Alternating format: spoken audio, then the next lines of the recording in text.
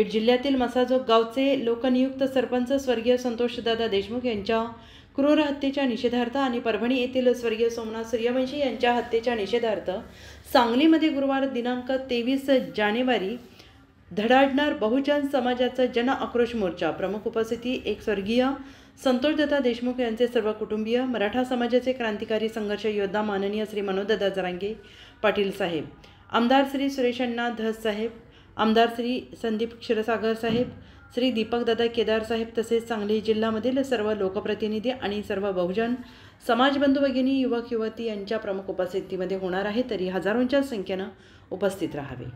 मसाजोगचे सरपंच संतोष देशमुख आणि परभणी येथील युवक सोमनाथ सूर्यवंशी यांची हत्या आणि देशमुखांचं निर्गुण हत्या या प्रकाराचा निषेध करण्यासाठी आज मराठा समाज सांगली या ठिकाणी संपूर्ण जिल्ह्यातील मराठा बांधवांची बैठक झाली।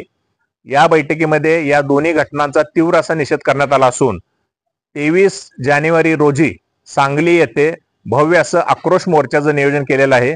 या मोर्चामध्ये संतोष देशमुख यांचे कुटुंबीय, त्यांचे बंधू, त्यांची मुलगी, त्यांची पत्नी आणि बीडचे आमदार सुरेश भाऊ धस तसेच खासदार बजरंग सोनवणे हे या ठिकाणी उपस्थित राहून या मराठा आक्रोश मोर्चाला संबोधित करणार आहेत।